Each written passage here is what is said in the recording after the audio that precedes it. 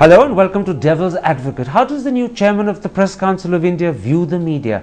That's the key issue I shall discuss today with Justice Markandeya Karchu. Justice Karchu, recently whilst addressing some newspaper and television editors, you said the media have become irresponsible and wayward. And then you added the time has come when some introspection by the Indian media is required. Are you disappointed by the media? Very disappointed. And therefore, do you have a low opinion of the media? I have a poor opinion about the media. And you really mean this? I mean this. They should be working for the interests of the people. They are not working for the interests of the people, and sometimes they are positively working in an anti-people manner. Now, in that same address to editors, you said one of the basic tasks of the media is to provide truthful and objective information that will enable people to form rational opinions. Is that not happening altogether, or is it not happening sufficiently and effectively? See, you must first understand the historical context in which we are living. India is passing through a transitional period in our history. Transition from feudal agricultural society to modern industrial society. This is a very painful and agonizing period in history. When Europe was going through this period, the media played a great role. It was of great help in transforming European society from feudalism to a modern society. Is that not happening in India? No, just the reverse. In Europe, great writers like Rousseau, Voltaire, Thomas Paine, Junius, they helped Diderot. Diderot said that men will be free when the last king is strangled with the entrails of the last priest. Compared to them, what is the role the Indian media is playing during this transition India is going through? Indian media is very often playing an anti-people role. Let me give you three respects. Number one, it often diverts the attention of the people from the real problems, which are basically economic. The people are 80% people living in horrible poverty, unemployment, facing price rise, health care. You divert attention from those problems, and instead you project film stars and fashion parades and cricket as if they are the problems of the people. So the media uses fashion, film stars and cricket almost as an opium. Yes, cricket is an opium of the masses. The Roman emperors used to say, if you cannot give the people bread, give them circuses. In India, send them to cricket if you cannot give them bread. Many channels day and night showing cricket as if that is the problem of the country. You said there were three respects in which the media was being anti-people, to use your phrase. You've given me one. What are the other two? Second is, see, very often the media divides the people. You see, this is a country of great diversity because it is a country broadly of immigrants, and we must therefore respect each other and we must remain united. Take for example, whenever a bomb blast takes place in Bombay, Delhi, Bangalore, within a few hours almost every channel starts showing that an email has come or SMS has come that Indian Mujahideen have claimed responsibility, or Jaish-e-Mohammed have claimed, or Harkatul Jihad has some Muslim name.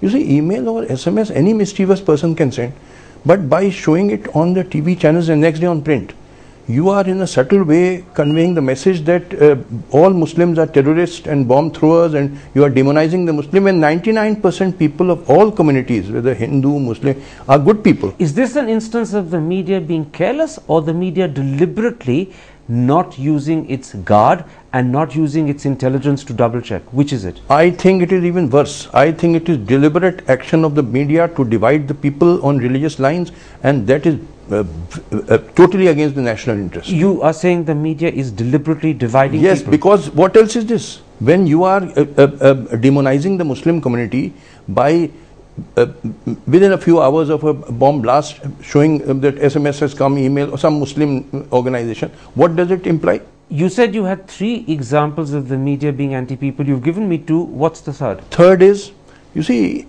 as I said, India is passing through a transitional period from feudal society to modern society. So the media must promote scientific ideas to help country move forward, like the European media did in the period of transition in Europe. Here the media promotes superstition, astrology, and 90% people in the country are mentally very backward. It is steeped in casteism, communalism, superstition, and so on. Should the media uplift them and bring them up to a higher mental level and make them part of enlightened India? Or should the media go down to the level and continue and perpetuate their backwardness? The media buys many TV channels show astrology, which is pure humbug. Astrology is total superstition, that if you wear this color shirt today, it will be very good for you. What is all this? You began by saying that you had a very low opinion of the media, that you were deeply disappointed by the media. I get the impression that in fact you don't think very much of the media at all. There are some very respected media people, I can tell you. For example, I'll give you an example, Mr. P. Sainath. I have very high respect for him. He has written many articles showing the farmers' suicides. He has projected, and in fact in Hindu today it came that 250,000 farmers have committed suicide. You're talking about the front page article in Saturday's Hindu. Yes, today's But Hindu. Apart from naming one or two individuals, of the media as a whole, you don't think very much. Yes, general rut is very, very low, and I have a poor opinion of most media people. I think, frankly, I don't think they are very much, they have any knowledge of economic theory or political science or literature or philosophy. I don't think they have studied all this. So the media, in effect, is not just living up to its expectations, you would say it is letting down India. Yes, absolutely, because media is very important in this transition period. Because as I said, the media deals with ideas. It's not an ordinary business which dealing in commodities. It deals with ideas. Therefore, people need modern scientific ideas. And that's not happening. The reverse is happening. The media is making India more superstitious, more Yes. casteist, more communal. You really mean that? Yes, absolutely. You see the TV channels, so many of them showing astrology, that ye Rashi hai, wo Rashi hai. What is all this? All right. I've understood and heard your attitude and opinion of the media. Let me now put to you some of the common complaints made of the media by ordinary people and ask to what extent, as chairman of the press council, you agree with those complaints and to what extent you disagree. People often say that the media is not accurate. Worse, they say the media distorts facts. It twists people's opinions and quotations. Do you hold that view as well? Absolutely. If you have heard of the scandal of paid news in the 2009 elections, you know what happened. Earlier the journalists would go to the candidates in election and ask money. You give me 10,000 rupees and I will publish news in your favor. Then it appears the proprietors got a wise idea that why should these working journalists make money? Why should we not make money? Then they came forward that you give me 1 crore and a package will be given to you. That front page headline news will be in your favor. And sometimes what happened, astounding things happened in 2009 election. Candidate A in the front page of the newspaper says he is winning by large majority. And the lower part of the front page, paid for by the rival candidate, says that candidate A is losing his security deposit. See, on the same page, he is winning by a thumping majority and he is losing by security. What you're saying to me, whether we're talking about paid news, whether we're talking about your claim that the media distorts and twists facts, you're saying the media can't be relied upon when they claim something to be true.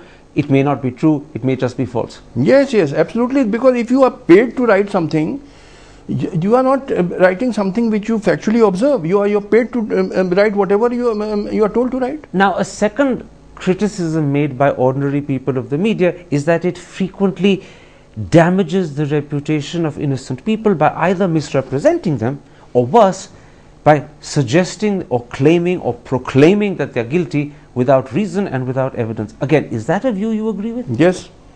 And may I give you an example? In one TV channel, which is a reputed TV channel, I will not name it, on 2 consecutive days, the photograph of a High Court judge was shown, High Court where I had been Chief Justice, next to the photograph of a notorious criminal. 2 consecutive days. And the allegation against the High Court judge was that he had illegally grabbed some land. I made personal inquiries. And I found it was totally false. I inquired from the judges in that high court, from a large number of people. He had bought land in a rural area in the open market at the market price. I got all the documents. And this man was weeping when I went there. He said, "I'm going to resign." I said, "Please don't resign. I'll try to do something." You know, just see this. You condemn a corrupt judge. I am with you. Why should you condemn an honest judge? He is totally upright. You're saying the error in this instance was the publication of an honest judge's picture alongside that of a criminal, yes, and the suggestion that the two are similar. Yes. Just see how demoralizing it is for a judge who is honest. You condemn a corrupt judge. I am fully with you. I have done it myself. Why should you condemn a upright judge? And you're saying that often the media, through carelessness or maybe deliberately, damages the reputation of innocent people. Yes, you want to sensationalize something, you want to capture without proper investigation. You know, you must do proper research and investigation before you publish all this. So the media does no research, no investigation. Well, sometimes it may be doing, but sometimes it does not. In this case, evidently they had not done. Let's focus a little on news television.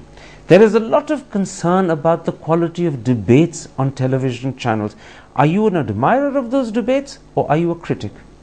See, very often I found those debates totally frivolous. First of all, there is no discipline.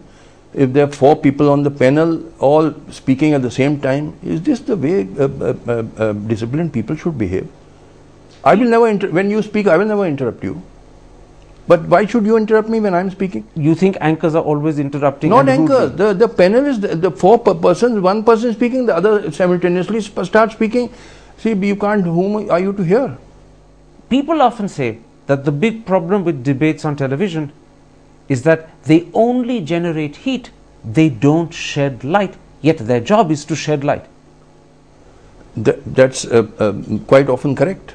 You should shed light in this age, you should educate people, you should express rational opinions, it's not a shouting contest. So all these criticisms that ordinary people have of the media, whether it's to do with accuracy, whether it's to do with damaging reputations, whether it's to do with the quality of debate, you as chairman of the press council agree with all of them? Not all of them. Some of the, as I told you, there are some very upright media people. I named you Mr. P. Sainath, and there are many I can name. But the generality of the media, well, you believe, more often the majority, I am sorry to say, are of a very poor intellectual level.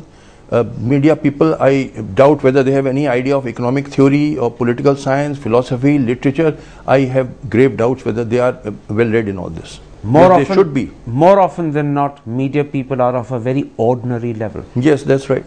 Let's take a break at that point. I want to come back and talk to you about steps that you believe as chairman of the press council are necessary to improve news television and the electronic media in particular. That's in a moment's time. See you after the break. Welcome back to Devil's Advocate and an interview with the chairman of the Press Council of India, Justice Markandeya Kattu. Justice Kattu, let's talk about steps you believe are necessary to improve news television. Primarily, you believe news television and the electronic media as a whole must be brought under the ambit of the Press Council. Why do you think the media's attempt at self-regulation by the News Broadcasters Association, headed by Justice Verma, is not good enough? Well, I don't see any effect of that that move. The media has to be educated. They must be told that you are living in a poor country where you have to address the problems of the poor people. What do you show? Lady Gaga has come. Today I was, yesterday in the television I saw, today in the lady, is this the problem of the country? Kareena Kapoor has seen her Madame Tussauds statue and she says, "Ye main us pe fida ho gaya." This is the in the TV and in the headlines. So you're saying that the News Broadcasters Association attempt to self-regulate under Justice Verma simply isn't working? Yes, it is not working at all. One of the reasons is there must be some fear in the media. They must have some of fear. A stick, yes, means the media gets away with it. Yes, absolutely. As I said in many interviews, stick will be used only in some extreme situations. But the need for the stick is there. Yes, the fear must be there. Bin bhai hot na preet, Goswami Tulsidas has said in Ramcharitmanas. So in other words, there must always be a sanction the media fears. Otherwise, the media will not fulfill its role and act in your eyes properly. Absolutely. Now, so far, what steps have you taken or what steps do you propose to take to bring news television or the electronic media as a whole under the ambit of the Press Council? Well, I have written to the Prime Minister that the electronic media should be brought under the Press Council. It should be called the Media Council, and also we should be given more teeth. Those teeth will be used in an extreme situation. I met Mrs. Ambika Soni, the Minister of Information and Broadcasting, to whom I gave that letter addressed to the Prime Minister, and I've received a reply from the Prime Minister that they are considering it.